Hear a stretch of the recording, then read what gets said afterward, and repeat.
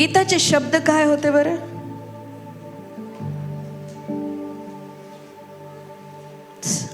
सांगा कोणीतरी. कोणता शब्द तुमच्या मनाला स्पर्श झाला ते सांगा.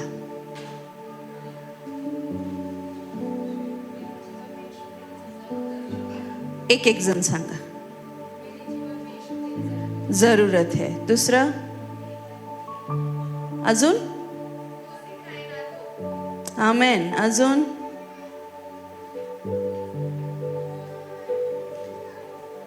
बाकीच्यांचं लक्ष नाही का माझ्याकडे? अजून? बोला पटकन.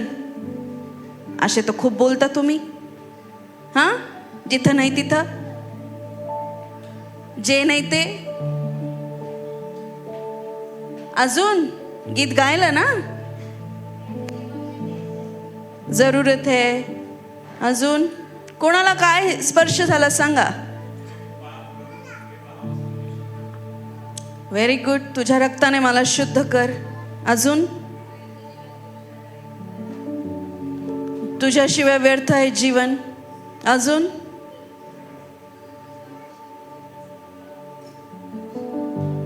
माझ्या जीवनात तुझी प्रसन्नता राहू दे. Very good.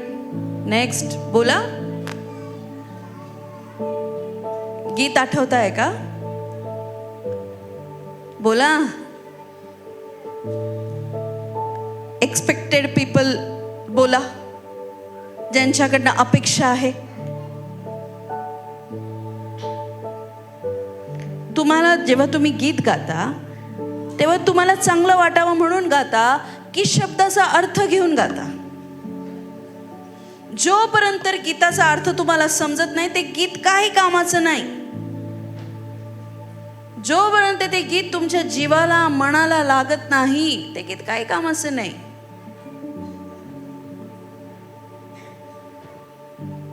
बोला ना. क्वायर मध्ये तेरी प्रसन्नता रहे. जरूरत है. अजून?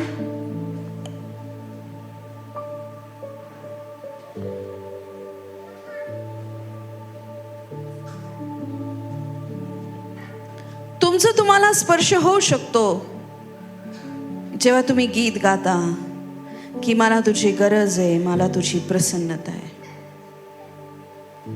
माझ्या जीवनात तुझी प्रसन्नता राहू दे.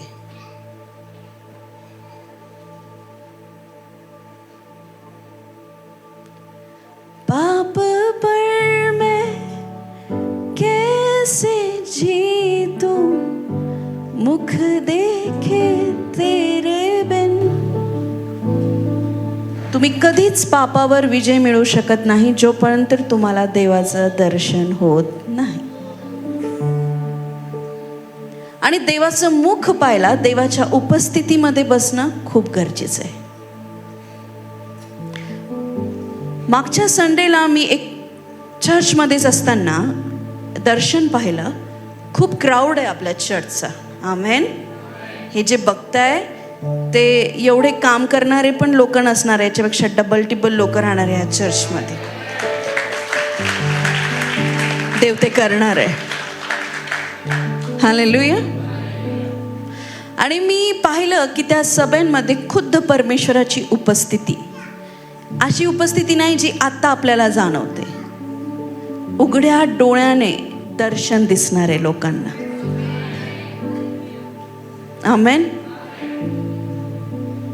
असं नाही बरं का आम्ही येशू तिथं पाहिलं, येशू तिथं पाहिला, तसं नाही. जो परमेश्वराच्या खरोखर प्रेमाचा खोजी आहे, जो खरोखर शोधू पाहतो, काय लिहिलंय? शुद्ध मनाचे लोकांना देवाचे दर्शन घडे. दर्शन म्हणजे काय? एखादी गोष्ट प्रत्यक्षात बघणं. आमेन. एखादी गोष्ट प्रत्यक्षात बघ. किती लोक घरी वर्शिप करता बरं? आराधना, प्रेज.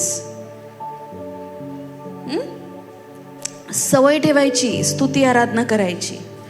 कारण तुम्ही किती वचन ऐका आणि किती तुम्ही चर्चला या, जर तुम्ही पर्सनल वर्शिपर नाही आहेत, तुमचा काही उपयोग नाही.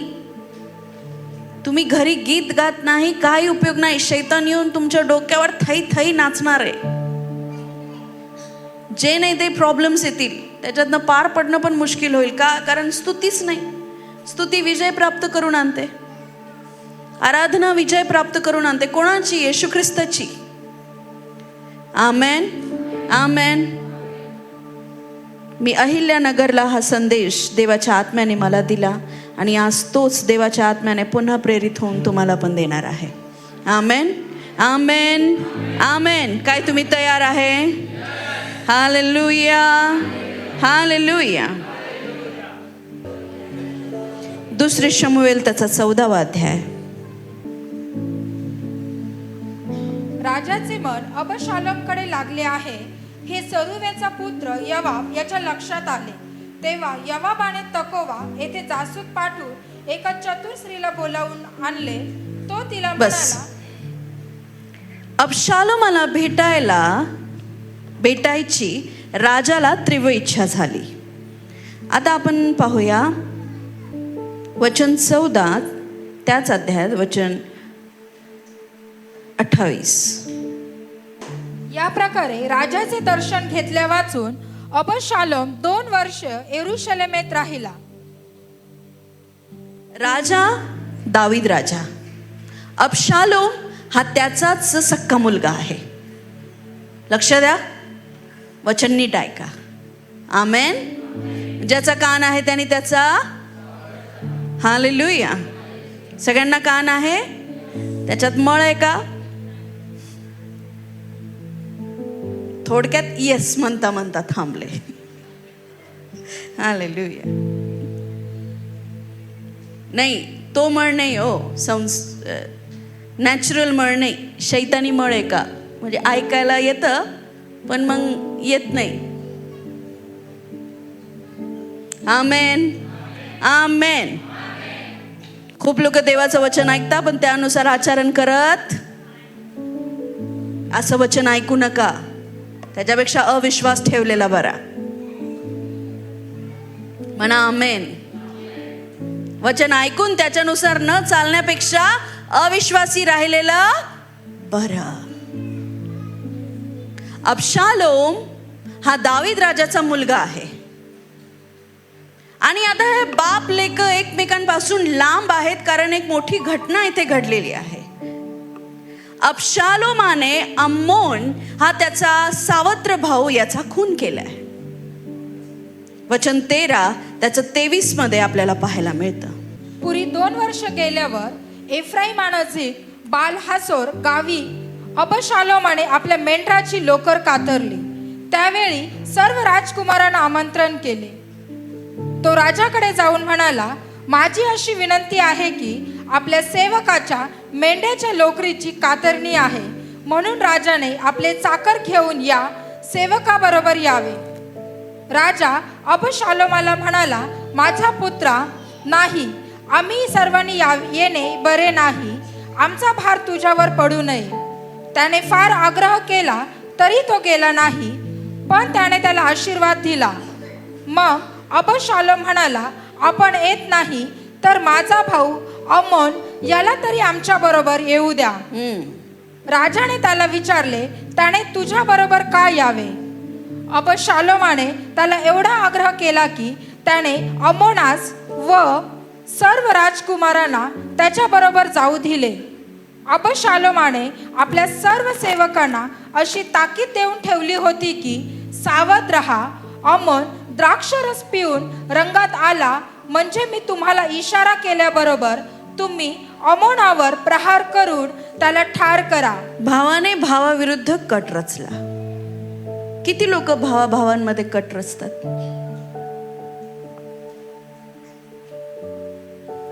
अबशालोम आणि अम्मोन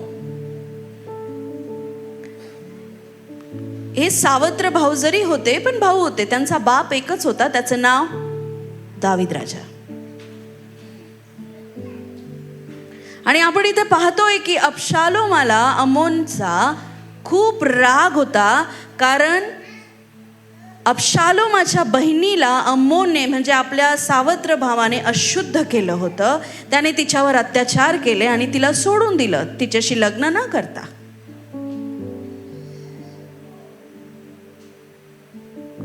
आता ही गोष्ट थोडी सावत्र भाऊ आणि हे है ना, तर त्याच्यामुळेच तर अबशालोमाला राग होता की आपल्या बहिणी सोबत तो असा वागला.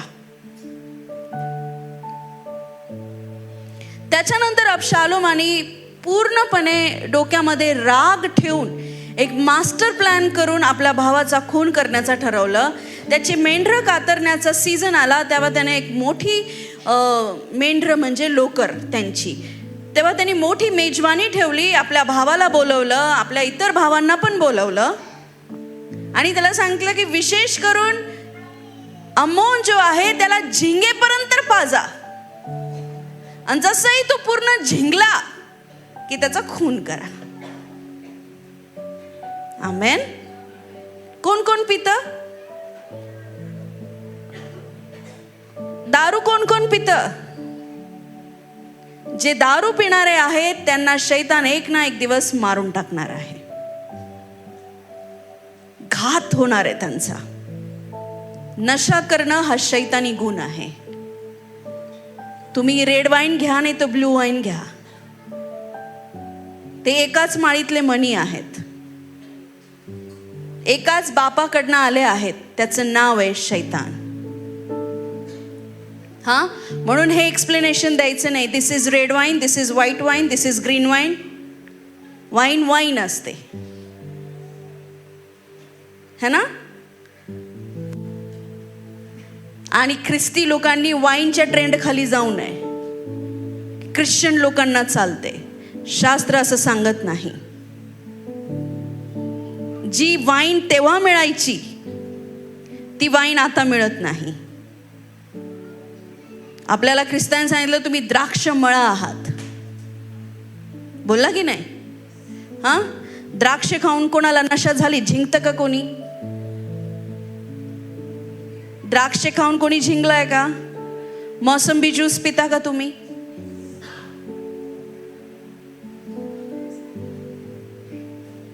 जा, मोसंबी नका घेऊ, ते पण बदनाम आहे. ऑरेंज, ऍपल ज्यूस पिता का? ऍपलनी तुम्हाला नशा होते का? ऍपल ज्यूसनी? मग ग्रेप्सनी का होते नशा? तुम्हाला माहिती, कोणता पण पदार्थ सडवला आणि त्याच्यामध्ये इतर केमिकल्स टाकले, इतर गोष्टी टाकल्या तर ते एक घातक पदार्थ बनवून नशे करणारे होतं. नशा कोणत्याही माध्यमातून होते.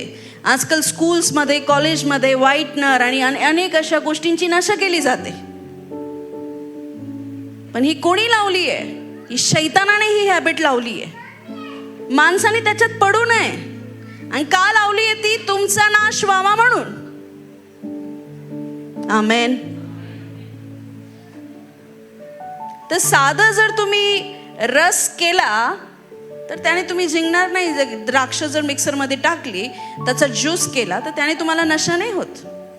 पण त्याच्यावर जेव्हा प्रोसेस केली जाते, जे 50 रुपयाची दारू पिऊन तुम्ही घरादाराला मारता पिटता आणि आपल्या बायकोला घाण घाण बोलताना, ते सगळं शैतानाकडनं आहे. आणि जर तुमच्या जीवनात अजूनही या गोष्टी आहेत म्हणजे शैतानी प्रभाव आहे, आणि जपून राहा. जर शैतानी प्रभाव आहे तर तू देवाच्या राज्यात प्रवेश करूच शकणार नाहीस. आमेन. विषय बदलायचा. त्याने त्याचा खून करून टाकला. दाविदाला समजलं की अबशालोमाने अम्मोन म्हणजे आपल्या भावाचा खून केला आहे. त्याला अशी चुकीची बातमी गेली की तुझ्या सगळ्या पुत्रांना त्याने मारून टाकलं. दावीद राजा दुःखी झाला की का माझ्या मुलानेच माझ्या मुलाचा खून केला. आणि असं करून ते दोघं 2 वर्ष एकमेकांपासून लांब राहिले. नंतर दाविदाला कळालं की नाही, फक्त अम्मोनच मेला आहे, इतर पुत्र माझे जिवंत आहेत. आणि दाविदाला माहिती होतं की अम्मोनाने काय चूक केली आहे, पण तो गप्प राहिला, सोडून दिलं. पण अबशालोम मात्र चुकला. लक्ष देताय तुम्ही? आणि 2 वर्ष बाप आणि लेक एकमेकांपासून लांब राहिले. दावीद राजा आपल्या मुलाच्या मृत्यूचं दुःख विसरला आणि त्याला अबशालोमाची आठवण आली. आणि योवाबाने पाहिलं की राजाला अबशालोमाला भेटण्याची तीव्र इच्छा झालीये. तेव्हा त्याने कशी मध्यस्थी केली? एक स्त्रीला बोलावलं. शास्त्रामध्ये पुढं लिहिलंय, त्या स्त्रीला म्हटलं, तिला सांगितलं तुझी वेशभूषा अशी तयार कर, केस विचारू नको, असं स्वतःवर धूळ वगैरे टाकून घे आणि जसं तुझे पुत्र मेले आहेत असं सोंग करून तू राजापाशी जा. एक प्रकारचं नाटक तिला करायला लावलं. कोणी? योवाबाने. कारण योवाबाने पाहिलं की आता दावीद राजाला त्याच्या मुलाची आठवण येत आहे, पण कुठंतरी घटना घडल्या आहेत म्हणून तो लांब आहे, भेटू शकत नाहीये. आपल्या मुलाला तो बोलवू शकत नाहीये, है ना. कधी कधी एक दुसऱ्यांना क्षमा करून तर देतो, पण स्वतःहून पुढे जायची आणि बोलायची हिम्मत होत नाही. कळतं ना?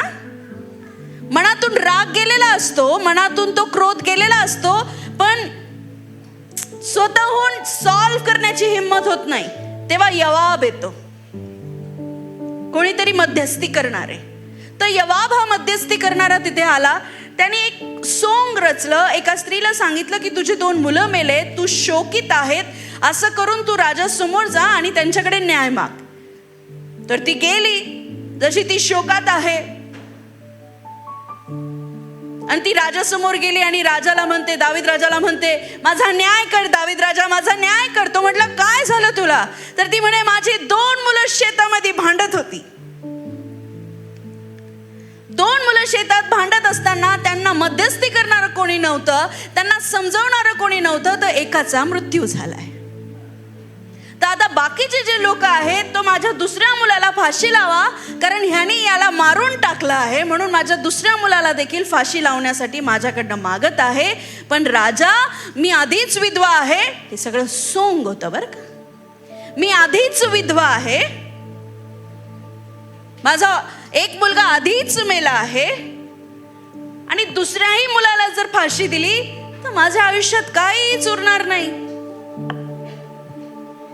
तर राजा म्हणे काळजी करू नको, मी लोकांना सांगतो ते तुझ्या मुलाला हात नाही लावणार. ती म्हणे नाही नाही नाही नाही नाही, मला शपथपूर्वक सांगा की माझ्या मुलाला कोणीच हात लावणार नाही, त्याला कोणी काही त्रास देणार नाही, त्याला भावाला मारून टाकल्याबद्दल कोणी त्याला तकलीफ देणार नाही. तो बोलला ठीक आहे, तुला प्रॉमिस करतो. मग ती हळूच म्हणते, राजा आता तुम्ही माझ्या मुलासाठी असं केलंच आहे, तर सगळ्या इस्रायलाच्या मुलांबाबतीत हाच नियम लागू करून द्या ना. कळलं काही? ज्याचे कान आहे त्याने त्याचा वापर करा. ज्याच्यामध्ये पवित्र आत्मा आहे त्याला हे वचन समजेल. जर तुम्हाला समजत नसेल तर समजून घ्या, पवित्र आत्म्याची कमी आहे. आमेन. ती सोंग करून गेली. तिने 2 मुलांचं चित्र समोर ठेवलं आणि तिचा प्रश्न सोडवत असताना दावीद राजाला त्याच्या 2 मुलांची आठवण येत होती की माझेही 2 मुलं भांडत होते, माझ्याही एका मुलाने एका मुलाचा खून केला आहे आणि मी त्याच्यापासून गेले कित्येक वर्ष लांब आहे, पण ही बाई त्याला वाचवण्याचा प्रयत्न करते. आणि ती म्हणते की माझ्या मुलाला कोणी हात नाही लावला पाहिजे, शपथपूर्वक सांगा. तो म्हणतो ठीक आहे, कोणी तुझ्या मुलाला अपाय करणार नाही, तू राहा तुझ्या मुलाबरोबर. ती हळूच मग कसं कन्व्हिन्स करते, सगळ्या इस्रायलात हाच नियम लागू करा ना. सगळ्या इस्रायलात जर हा नियम लागू झाला तर त्याच्यात दावीद राजाचा स्वतः त्याचा खुद्द मुलगा पण येतो. तेव्हा दावीदाला कुठेतरी वाटलं की ही बाई काहीतरी गडबड आहे.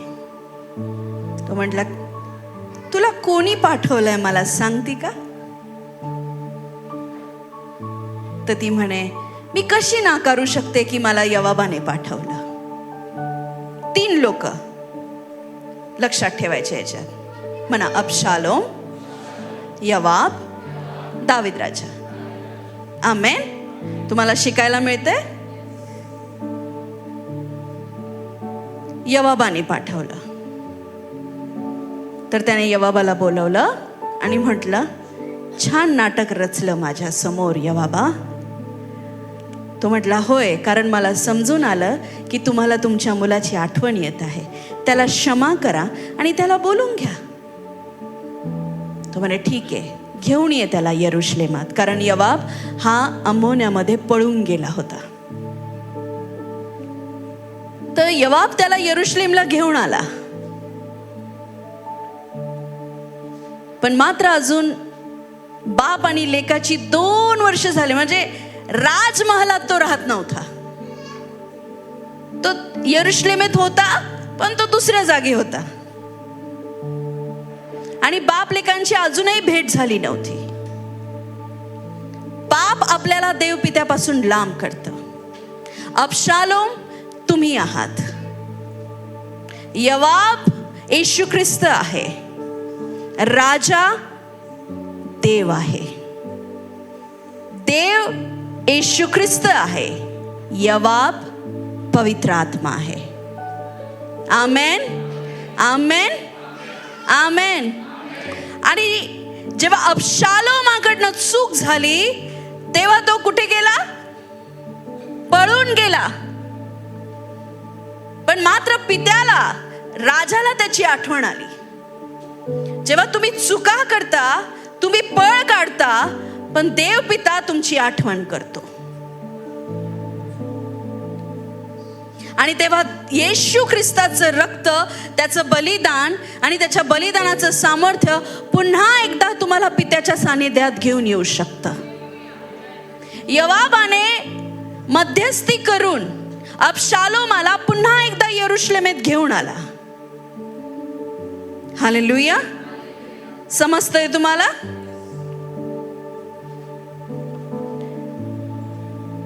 तीव्र इच्छा झाली भेटण्याची. आज लोकांमध्ये त्या इच्छा मरून गेल्या आहेत. आज लोकांना इच्छा नाही होत परमेश्वराला पाहण्याची. मी तुमच्या विश्वासाला नाव तर नाही ठेवत, पण मी एक पाळकीन म्हणून एक लेवल अजून नाही का, की किती तुम्ही आत्म्यामध्ये कोणत्या पातळीवर आहात हे समजून येतं जेव्हा तुम्ही म्हणता की जरूरत है ना सीख पाऊंगा, प्रसन्नता. पण एक पण जण नाही म्हटलं त्याचं मुख पाहण्यात मला आनंद आहे. ही तुमची आध्यात्मिक काय म्हणता ना त्याला, समजदारीपणा याच्यात कळून येतो की जो व्यक्ती मुखाचा शोधणारा आहे, हालेलुया, तुला देवाची गरज आहे, नाही गरज आहे, तरी देव तुझ्यासाठी तयार आहे. तो काम करेल, 100% करेल. तुम्हाला माहिती आहे इस्रायली लोक पुन्हा पुन्हा का पाप करायचे? इस्रायली लोक परत परत का चुका करायचे? एवढं देवाने त्यांना आशीर्वादित केलं, एवढं परमेश्वरांनी त्यांना आशीर्वादित केलं. त्यांना जेव्हा भूक लागली त्यांना मान्ना दिला, तहान लागली तेव्हा त्यांना पाणी दिलं प्यायला, त्यांच्यासाठी समुद्र दुभागला, मोठे मोठे काम केले. आणि क्षणात समस्या आल्या की ते कुरकुर करू लागले. लगेच आपल्या मुखाने ते देवाची निंदा करू लागले, देवाच्या दासांची निंदा करू लागले. हा प्रकार का घडत होता? कारण इस्रायली लोकांना देवाची फक्त गरज होती. ते त्याच्याशी बोलत नव्हते, त्याचं मुख ते पाहू इच्छित नव्हते. त्यांचं पर्सनल रिलेशन देवाबरोबर शून्य होतं. मंडळीमध्ये काही लोकांमध्ये ते फक्त यरुशलेमेत राहतात, त्यांना राजाला पाहण्याची इच्छा होत नाही. ते फक्त प्रार्थनेला येतात, ते फक्त कलिसियात येतात, ते कलिसियाच्या स्तुती आराधनेत भाग घेतात. ते घरी देवाबरोबर त्यांचं वैयक्तिक शून्य नातं आहे. राजा मात्र भेटायला तयार आहे, पण अबशालोम तयार नाहीये. हालेलुया. इस्रायली लोकांची गत बघा ना तुम्ही, का ते परत परत चुका करत होते. ज्याने समुद्र दुभागताना पाहिला तो परत एक एक बैल बनून त्याला कसा पूजू शकतो?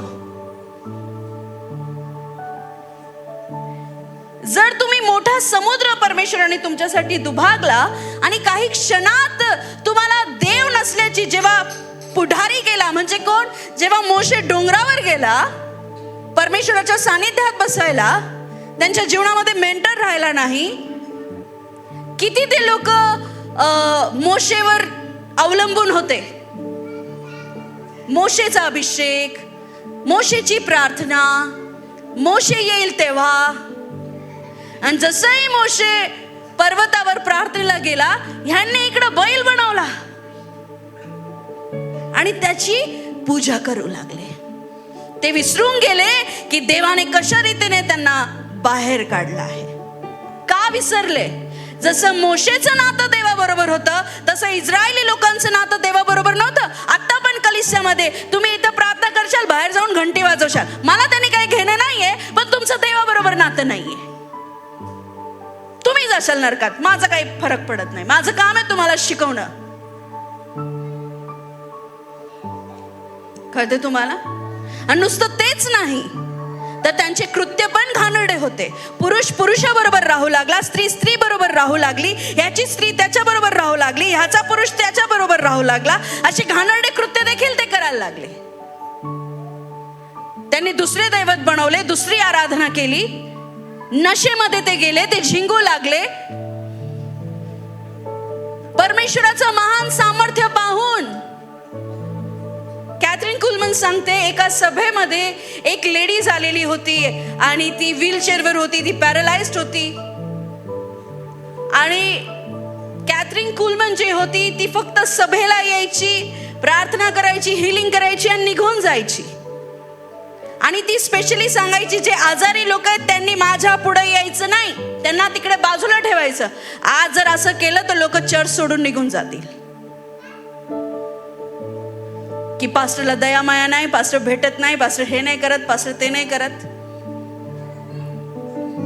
पण तेव्हा तिचं होतं की जे पण एमर्जन्सी सेक्शन वाले, कृपा करून त्यांनी मागे राहायचं.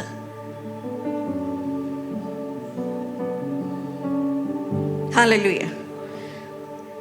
देवाच्या आत्म्याने काम करायला सुरुवात केली. ती व्हीलचेअरवरची खूप म्हणायची, मला समोरच बसवा. पण तिची एक रूल होता कॅथरीन कुलमनचा, की कोणीही आजारी पीडित लोक मला समोर नाही दिसले पाहिजे, त्यांना मागे ठेवायचं. हालेलुया. त्याच्यातली ती व्हीलचेअरवरची जी स्त्री होती, देवाने तिला बरं केलं. देवाने तिला बरं केलं. चेक. आणि तिला पुढे आणण्यात आलं आणि तिला साक्ष द्यायला लावली. आणि बघा, ती पूर्ण चालू शकत नव्हती, तिला त्रास होत होता. आणि ती आता उठून पुढे येऊन पॅरालाइज व्यक्ती साक्ष देतीये.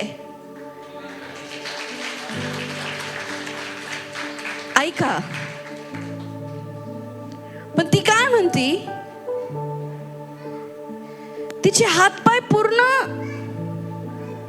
चंगे झाले, आरोग्यात आले, बरी झाली ती. पण ती म्हणत होती, कॅथरीन, माझी करंगळी हालत नाहीये अजून.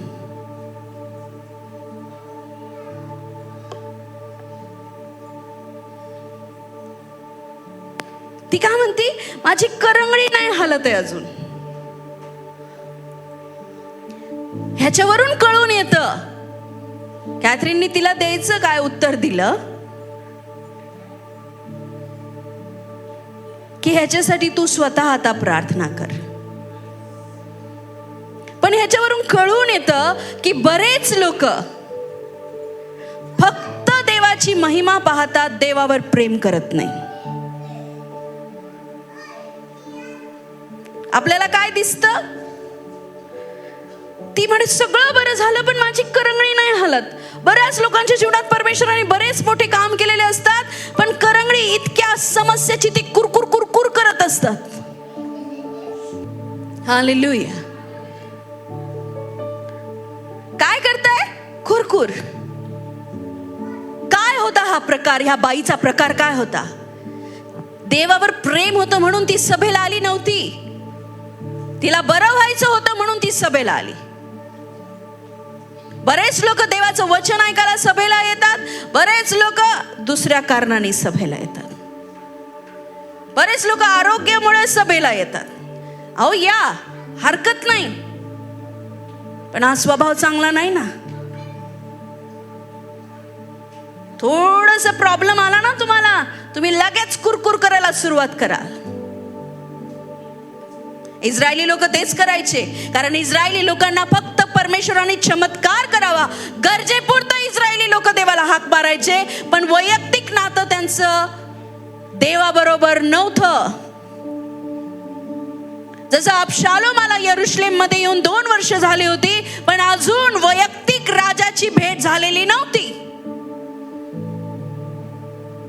म्हणजे विश्वास ठेवून आम्हाला बरीच वर्ष झाली आहे, पण अजून एन्काउंटर नाही झालेला, अजून देवाबरोबर आमचं प्रत्यक्ष बोलणं नाही झालेलं, अजून देवाबरोबर आमची प्रत्यक्ष भेट घडलेली नाहीये. हालेलुया. रिझन काय? कारण काय? इच्छा. प्रभूमध्ये वाढण्याची, देवाच्या आत्म्यात वाढण्याची, देवाला पाहण्याची इच्छा असावी लागते. आणि बऱ्याच लोकांमध्ये ती नाहीये. ते खुश आहेत फक्त यरुशलेम मध्ये राहून. त्यांना राजा दिसला नाही दिसला तरी चालेल, पण राजाच्या यरुशलेम मध्ये जेवढ्या फॅसिलिटीज आहे त्या त्यांना मिळत आहे. बरेच लोक मुख पाहायला तरसत नाही. मी आता मध्ये आजारी होते, 23 तारखेपासून तर 7 तारखेपर्यंत जेवढं जमेस येईल मी तेवढा प्रार्थना करायची, पण माझा जो पॅटर्न होता प्रेयरचा तो पूर्णपणे थांबलेला होता. पूर्णपणे. कारण आत्मा तो उत्सुक होता, पण माझं शरीर खूप दुर्बळ झालं होतं. का नाही होणार? तुम्ही सांगा, का नाही होणार? 3 सभा घेऊन 4थी सभा घेते, झोप कोणाची झालेली नाही. हालेलुया.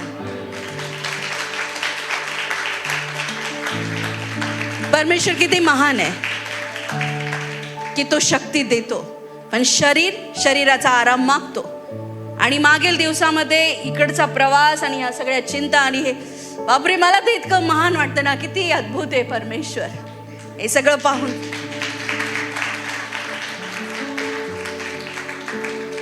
तीन वर्ष ज्या गोष्टींच्या विटा वाहिल्या आणि सिमेंट वाहिलं आणि काय ते कोरोनामध्ये काय काय कामं केले, बापरे, परमेश्वराला धन्यवाद. आणि ते सोडून इथं येणं आणि दर हप्त्याला इथे पैसे भरणं, आणि आज आपला 4था हप्ता इथे, आणि परमेश्वराने सगळी गरज पूर्ण केली.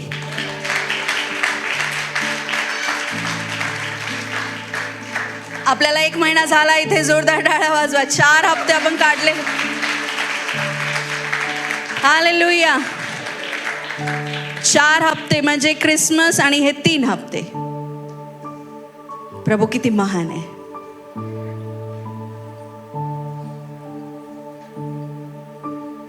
असेच अद्भुत काम तुमच्या जीवनात होतील. नाही, खरंच होतील. तुम्ही म्हणशाल, अरे माझी तर ही परिस्थिती होती, हे काय बघते मी, प्रभू किती सुंदर केलं तू सगळं. मेन. प्रियानो, देवाचे दर्शनाचे खोजी बना, त्याचं मुख पाहणारे बना, त्याच्या सानिध्यात बसा, ती इच्छा उत्पन्न करा. काहीच उपयोग नाही. यरुशलेमेत आहेत पण राजाला पाहिलं नाही. किती सुंदर लिहिलेलं ना तिथे की अबशालोम यरुशलेमेत राहून 2 वर्ष झाले, पण अद्याप राजाची आणि त्याची भेट झालेली नव्हती.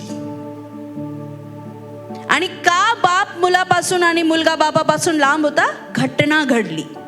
अनेक घटना तुमच्या जीवनात घडू शकतात. उतार चढाव तुमच्या जीवनात येऊ शकतो. सोडून द्या. तुम्ही इच्छा बाळगा की आता मला पित्याला भेटायचंय. पळ काढण्यापेक्षा स्थिर राहा. खूप लोक चुका करतात आणि देवापासून पळ काढतात, पण हा योग्य मार्ग नाहीये. योग्य मार्ग हा आहे की बनून राहा, प्रार्थनेत राहा. एक ना एक दिवस राजाला तुम्हाला भेटायची इच्छा होईल आणि तुम्हाला राजाला भेटायची इच्छा होईल. देवाच्या उपस्थितीमध्ये बनून राहा. पळ काढण्यात मजा नाहीये, टिकून राहण्यात मजा आहे. आमेन. जे चुकतात आणि पळ काढतात ते डरपोक आहे, आणि डरपोक लोक नरकात जातील, शास्त्र सांगतं. पण जे स्थिर राहता, टिकून राहता, मग कोणी तुम्हाला लापट म्हटलं तरी चालेल. आमेन. ख्रिस्ताच्या प्रेमात मी लापट आहे. हालेलुया.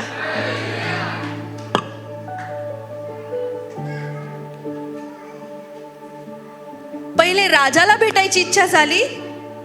राजाने यरुशलेमेत अबशालोमाला येण्याची परवानगी दिली, पण अद्याप राजाची आणि अबशालोमाची भेट झालेली नव्हती. आता बदल असा घडलाय की आता अबशालोमाला राजाला भेटायची इच्छा झाली आहे. सांगते मी तुम्हाला, तुम्ही किती पाप केले होते देव विसरून तुम्ही आता ह्या जागी आहात. देव ते विसरलाय, तुम्ही त्याच्या उपस्थितीमध्ये आहात.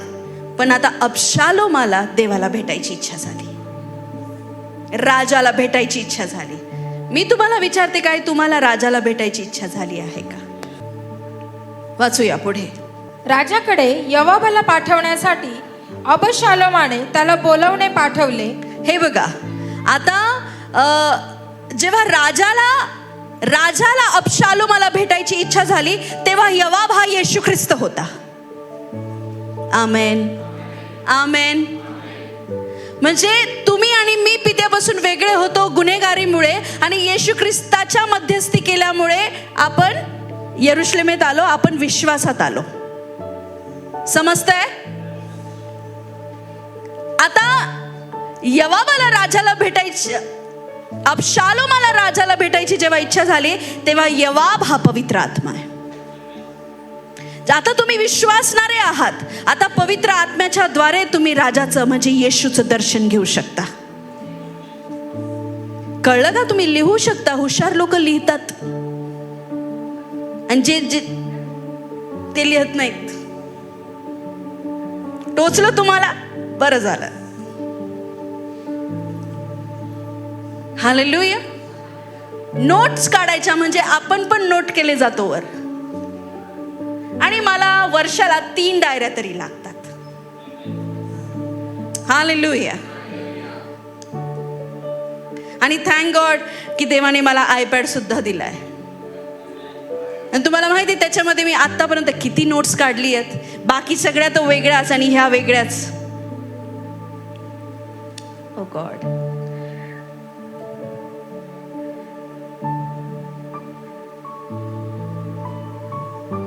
टोटल 181 नोट्स आहेत, आणि डायऱ्यांमध्ये वेगळे आहेत. टोटल किती सर्मन्स आहे याच्यामध्ये? जवळपास 200. डायरीचे सर्मन्स वेगळे. कधी कधी मी आपले स्टिकी नोट्स असतात ना, त्याच्यावर पण सर्मन जाते. 3च अध्याय राहतात, पण ते 2 तास घेतात. ह्याच्यात इतके आहेत, आणि बाकी याच्यात अजून भरपूर आहेत फिजिकल डायरीज जे आहेत. पास्टरना मी कधीच डायरीमध्ये पाहिलं ना. एक दिवशी मी स्वतः गिफ्ट केली, म्हटलं इसमें लिखा करो. त्यांनी पण नोट्स काढायला सुरुवात केली. त्यांचं बायबल जो तुम्ही पाहशाल, एक बिंदू मात्र पेनाचा दिसत नाही. ते थोडे वेगळ्या प्रकारचे स्ट्रिक्ट व्यक्ती आहे. मग माझं बघशाल, इथं लाल, तिथं पिवळं, इथं गुलाबी, इथं हिरवं. प्रत्येकाचं वेगवेगळं असतं ना. आपल्यामध्ये देवाला भेटण्याची इच्छा ठेवा. पुढे जाऊया. वचन 28. या प्रकारे राजाचे दर्शन घेतल्या वाचून अबशालोम 2 वर्ष यरुशलेमेत राहिला. राजाकडे योवाबाला पाठवण्यासाठी अबशालोमाने त्याला बोलवणे पाठवले, पण तो त्याच्याकडे येईना. त्याने दुसऱ्यांदा बोलवणे पाठवले तरी तो येईना. मी सांगितलं अबशालोम आणि यवाब आणि राजा, जेव्हा राजाला अबशालोमाला भेटायची इच्छा झाली, म्हणजे जेव्हा देवाला तुम्हाला भेटायची इच्छा झाली, तेव्हा यवाब म्हणजे येशू ख्रिस्त आला. आमेन. आता येशू ख्रिस्ताच्या येण्याने आपण विश्वासात आलो. आता अबशालोमाला म्हणजेच तुम्हाला देवाला भेटायची इच्छा झालीये. आता अबशालोमाला राजाला भेटायची इच्छा झालीये, म्हणजे तुम्हाला देवाला भेटायची इच्छा झालीये. पण मात्र यवाब काही येत नाहीये. आपण गातोच आहे, आ पवित्र आत्मा, आ पवित्र आत्मा, आला नाही पवित्र आत्मा. रिझन, पवित्र आत्मा पवित्र ठिकाणी राहतो. इच्छा झाली तुम्हाला की एकदा येशू तुझं दर्शन होऊ दे, लाईफ सेट होऊन जाईल प्रभू माझी, मग मी नाही पाप करणार, एकदा तू मला दर्शन दे. बरोबर. मग तो आपल्या चाकरांना म्हणाला, पहा, यवाबाचे एक शेत माझ्या जमिनीला लागून आहे, त्यात जव आले आहे, जा त्याला आग लावा. तेव्हा अबशालोमाच्या चाकरांनी त्या शेताला आग लावली. काय केली? शेताला. मी असं शिकवलं त्या दिवशी, तुम्हाला आग लावा, तर मागचे 2 माणसं हसत होते. अबशालोमाने शेताला आग लावली. यवाब येत नाही म्हटल्यावर शेताला आग लावा. त्याने एकदा बोलणं पाठवलं, यवाब प्लीज ये ना, मला राजाला भेटायची इच्छा झालीये. पित्याला पण ते राजा म्हणायचे. सी, रिस्पेक्ट असतो पोझिशनचा. हालेलुया. सक्का बापाला तो बाप नाही म्हणत आहे, तो म्हणतो मला राजाला भेटायचंय. पण यवाब काय पहिल्यांदा आला नाही, दुसऱ्यांदा पण आला नाही, तिसऱ्यांदा काय केलं? आग लावली. शेताला आग लावली. आणि शास्त्रामध्ये लिहिलंय, शेत हे संसाराचं एक प्रतीक आहे, संसारिक विचाराचं एक प्रतीक आहे, संसारिक गोष्टीचं एक प्रतीक आहे. संसाराला आग लावा म्हणजे जाऊन तुमच्या संसाराला आग नका लावू, जो तुम्हाला देवाने दिलाय. संसारिक गोष्टीला, नशेच्या आत्म्याला, भांडणाच्या आत्म्याला, घाणेरड्या गोष्टींना. आमेन. जे तुमच्यामध्ये चांगलं नाहीये, जे पवित्र आत्म्याला येऊ देत नाहीये, इधर स्तुती करायची आणि तिथे शिव्या द्यायच्या. काही लोकांना शिव्या देणं म्हणजे पाप नाही वाटत. बायबल सांगते शिव्या देणं पाप आहे. एक पास्टर विचारता, कुठं लिहिलंय शिव्या देणं पाप आहे? आता पास्टर विचारतो म्हटल्यावर समजून जायचं हा बायबल वाचत नाही. हा, बरेच पास्टर बायबल वाचत नाही, त्यांनी सेवा पण करू नये. हालेलुया. लिहिलंय का हो शास्त्रामध्ये शिव्या देणं पाप आहे? वाचलंय तुम्ही? हालेलुया. आता एक जण म्हणतो कुठे लिहिलंय शिव्या देणं पाप आहे? मी म्हटलं होतं पालकांनी पण शिव्या देऊ नये, तर लिहिलं होतं कुठे लिहिलंय की पालकांनी शिव्या देऊ नये? पालकांनी काय, लहान लेकरांनी, जवान मुलांनी देखील शिव्या देऊ नये. तुमच्या कामावर तुम्हाला वाटतं आम्ही आमच्या मनाचे मालिक, देव असा फटका देईल ना तुम्हाला, झेलू नाही शकत. मग तुम्ही, तुमचं तोंड तुमच्या मालकीचं नाहीये, त्याला कसं पण बडबडायला लावू नका. बी केअरफुल अबाउट इट, की तुम्ही तोंडातून काय बोलताय. तुमचा जुना मित्र भेटला का तुमचे जुने गुण तुमच्यामध्ये येतात. अहो, तो मित्र नरकात जाणार आहे, त्याला तुला वाचवायचं आणि तू त्याच्याबरोबर त्याच्यासारखा वागतो. कसला प्रकाश आहे मग तुझ्यामध्ये? काही लोकांना जुने मित्र भेटले का आधी तुमचा व्होल्टेज 200चा असतो, तो आला का डायरेक्ट 0 वर येतो.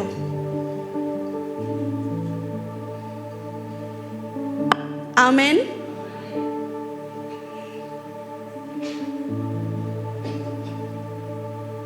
म्हणून मुख जपा. हालेलुया.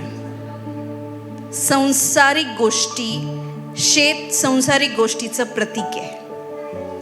शैतानी गोष्टीचं प्रतीक आहे आणि आपण ते जाळलं पाहिजे.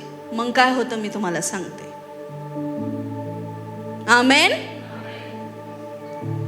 मग यवाब उठून अबशालोमाच्या घरी गेला. हालेलुया. असा आला नाही, शेत जाळला जाळला आला. येस. आधी बोलवलं तर आला नाही. जसंही शेत जळलं यवाब स्वतः आला. दुर्गुण बाजूला करा. पवित्र आत्म्याची उपस्थिती स्वतः तुमच्याकडे धावत येईल. पवित्र आत्मा स्वतः तुमच्याकडे येईल. हालेलुया. नेक्स्ट. व त्याला विचारू लागला की तुझ्या चाकरांनी माझ्या शेतास का आग लावली. हा. अबशालोम यवाबाला म्हणाला, मला गशुराहून का आणले. हा. तेथेच मी आजवर राहिलो असतो तर बरे झाले असते. असा निरोप तुझ्या हाती राजाला पाठवावा म्हणून मी तुला येथे ये असे सांगून पाठवले होते. तर आता मला राजाचे दर्शन करू दे. आमेन. बघा, अबशालोमाला राजाला पाहायची उत्सुकता लागली. तुम्हाला देवाला बघायची, देवाच्या उपस्थितीत बसण्याची उत्सुकता लागली पाहिजे. तुम्ही पवित्र आत्म्याला पुन्हा पुन्हा विनंती केली पाहिजे. तुम्ही म्हटलं पाहिजे की जर माझ्या जीवनामध्ये देवाचं उपस्थितीच नाही, दर्शनच नाही, तर कशाला मी परमेश्वराच्या राज्यामध्ये आहे. खूप लोक ऍडजस्टमेंट करून घेतात, कॉम्प्रोमाइज करून घेतात. संडे टू संडे नाही हो. देवाचं तुमचं नातं रविवारचं रविवारी नाहीये, तर रोजचं रोज असलं पाहिजे. रोजचं रोज परमेश्वराचं तुमचं नातं असलं पाहिजे. रोज तुम्हाला परमेश्वराला भेटण्याची इच्छा झाली पाहिजे. हालेलुया. रोज तुम्ही देवाच्या सानिध्यात बसलं पाहिजे. पण एका गोष्टीमुळे ते होत नाही. संसारिक गोष्टी, संसारिक विचार, संसारिक सवयी, खाण्याच्या सवयी. पण इथं अबशालोमाचं हृदय पूर्णपणे बदललं आहे. तो म्हणतो नाही, मला माझ्या राजाला पाहायचं आहे. ज्यांचे हृदय बदलले आहे, ज्यांचं देवावर प्रेम आहे, ते देवाला पाहण्याची उत्सुकता बाळगतात. तुम्ही उत्सुकता बाळगली पाहिजे की नाही, मी जर विश्वासणारा झालोय तर मी पूर्ण विश्वासणारा होईल. अर्धवट राहणार नाही. फक्त रविवारचं रविवारी नाही, यरुशलेमेतच राहून, म्हणजे फक्त नॉर्मल एक विश्वासणारा राहून नाही, तर माझ्या जीवनात मी पवित्र आत्म्याची भयंकर उपस्थिती घेऊन चालेल की 4 लोकांना ती जाणवली पाहिजे. 4 लोकांना ती समजली पाहिजे की हा व्यक्ती देवाचा व्यक्ती आहे. असे तुम्ही चालले तरी तुमच्या बाजूचे लोक अभिषेकाने भरून गेले पाहिजे. हालेलुया. अबशालोम म्हणतोय मला राजाची भेट करून दे, नाहीतर मी तिकडेच बरा होतो ना. इथं का आणलं. तुम्ही पण रोज देवाशी असंच बोललं पाहिजे.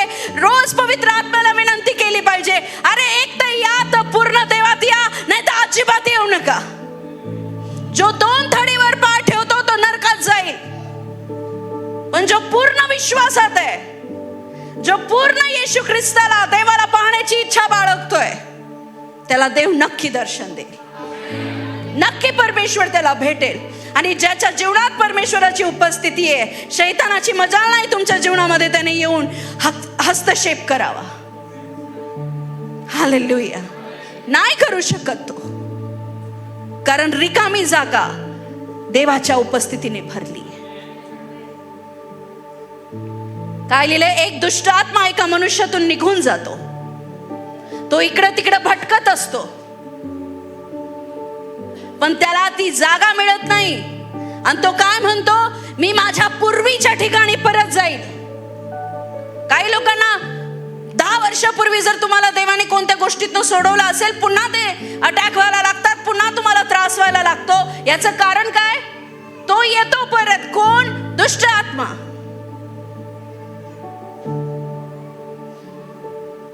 त्याला तुमच्या आणि माझ्या भाषेत भूत म्हणतात. प्रभूमध्ये येण्याच्या आधी तुमच्यातून भूत निघून जातात, मग ते कोणत्याही प्रकारचे असो. पण ते भूत, तो दुरात्मा फिरतो, जागा शोधतो, आणि त्याला जागा न मिळाल्यामुळे तो म्हणतो, ज्याच्यातून मी निघालो त्याच्यात मी परत जाईल. आणि तो काय बघतो माहितीये? तो येतो, त्याचं हृदय पाहतो, हे स्वच्छ तर आहे पण रिकाम आहे. शास्त्रात लिहिलंय, स्वच्छ आहे पण रिकाम आहे. पापाची क्षमा झाली आहे, विश्वासणारा आहे पण रिकाम आहे मधून. पवित्र आत्म्याची उपस्थिती नाहीये. जेवढा तुम्हाला देह ओळखतो तेवढं तुम्हाला शैतान पण ओळखतो.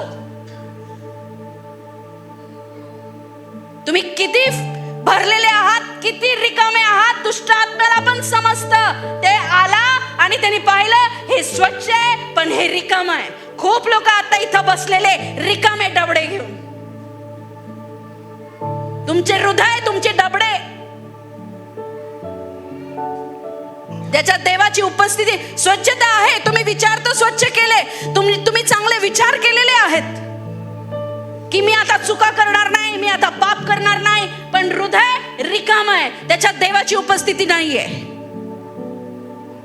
ते भूत परत येईल जे तुम्हाला सोडून गेलं होतं, आणि एकटा नाही येणार. किती घेऊन येईल?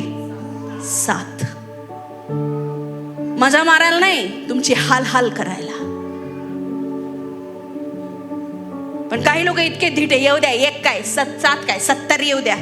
अरे काय बोलता तुम्ही? एवढा बंडखोरीपणा? गेला तर गेला ना आला तर आला. भूत येते. आणि पूर्वीपेक्षा त्या व्यक्तीची हालत डबल घाण करून टाकेल असं ख्रिस्ताच्या मुखातून निघालेला शब्द येतो. आणि लोक तयार आहे हाल सहन करायला, पण हृदय बदलायला तयार नाही, देवाचं मुख पाहायला तयार नाही.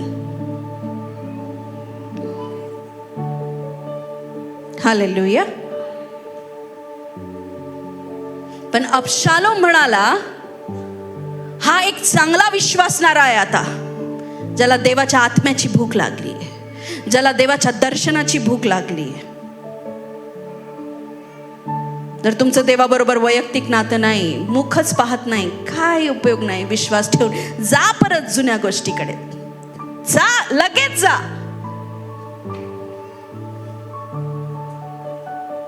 ते जे करत होते तेच बरं आहे. कशाला विश्वास पण ठेवला मग प्रभूवर?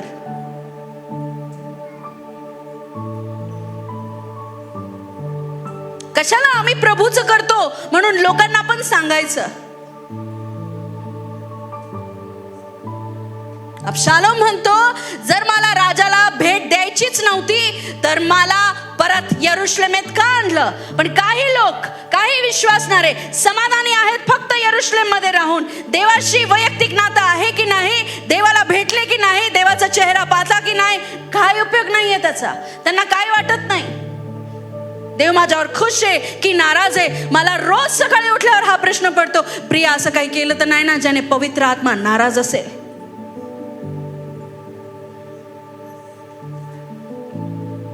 रोज.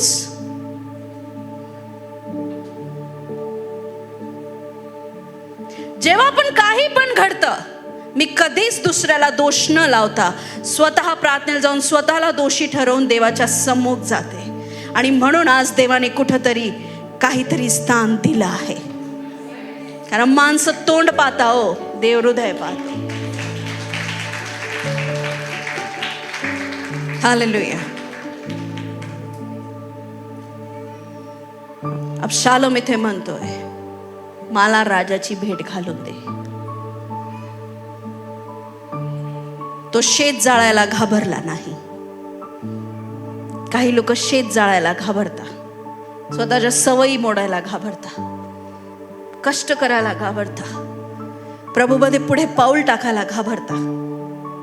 प्लीज, राजाला तुम्हाला भेटायची इच्छा होती, त्याने तुम्हाला यरुशलेमेत घेऊन आला. आता तुमचं कर्तव्य राजाचं मुख पाहायचं.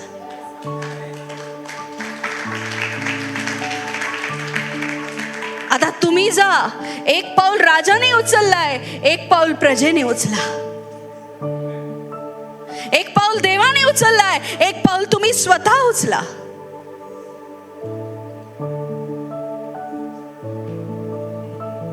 दोषी असलो तर त्याने मला मारून टाकावे. यवाबाने राजाकडे जाऊन त्याला ही गोष्ट सांगितली.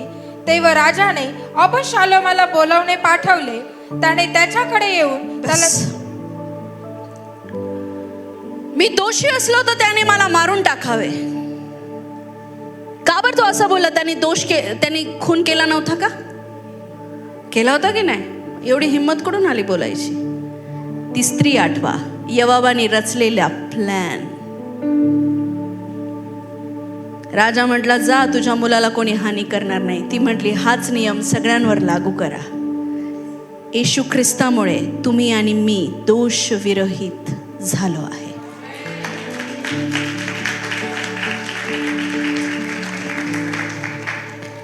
कोण आहे आपला मध्यस्थी करणारा? कोण आहे? तिमोथी करा, 1 तिमोथी 2:5. कारण एकच देव आहे आणि देव व मानव यांच्यामध्ये ख्रिस्त येशू हा मनुष्य एकच मध्यस्थ आहे. हालेलुया.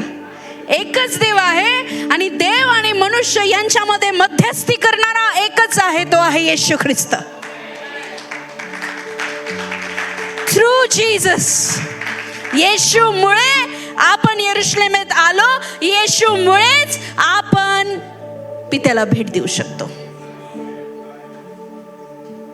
आपला मध्यस्थ येशू, आपला मध्यस्थ पवित्र आत्मा. सी, येशू ख्रिस्ताद्वारे तुम्ही विश्वासात येता, दोष विरहित होता आणि पवित्र आत्म्याच्या भरपुरीने तुम्ही पित्याला पाहू शकता.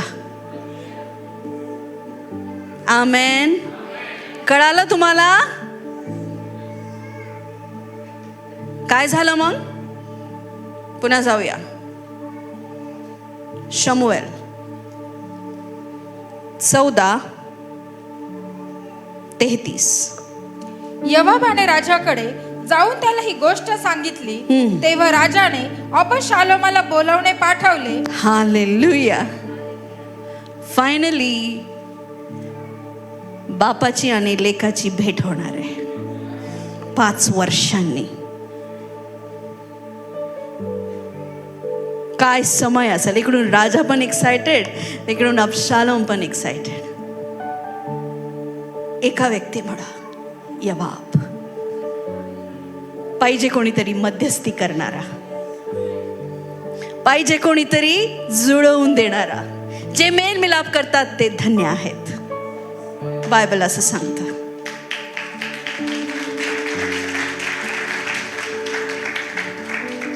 यवाबाच्या त्या प्लॅनिंगमुळे अबशालोम यरूशलेमेत येतो.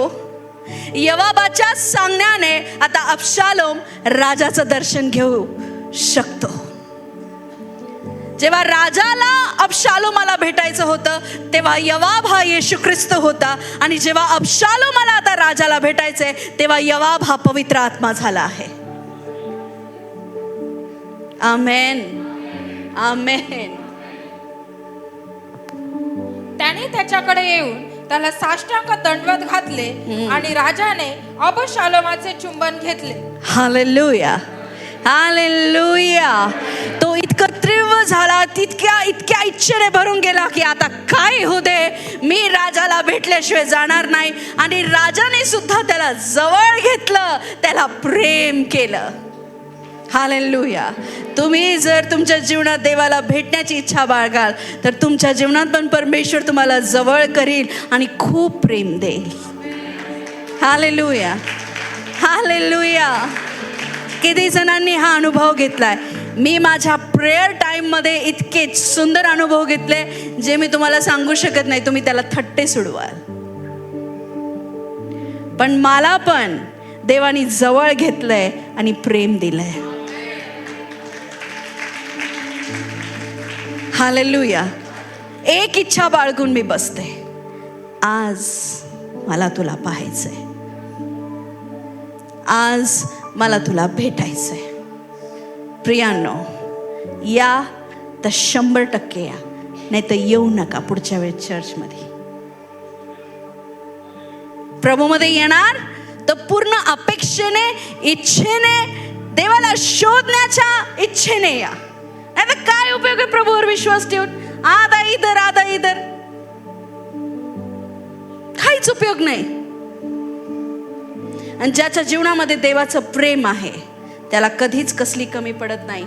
आता अबशालोम यरुशलेमेत नाही तर राज्य महलात राहत आहे. हालेलुया. तिथून पुढे अबशालोम राजाबरोबर राहू लागला. हालेलुया. किती मोठी गोष्ट आहे ना. यरुशलेमेत राहणं आणि राजाच्या महलात राहणं ह्याच्यात फरक आहे. प्रजेमध्ये राहणं आणि राजाच्या महलात राहणं ह्याच्यात फरक आहे. मी पण काही वर्षापूर्वी यरुशलेमेत राहत होती, आता मी राजाच्या महलात राहते. ज्या गोष्टीवर हात ठेवते ती माझी आहे.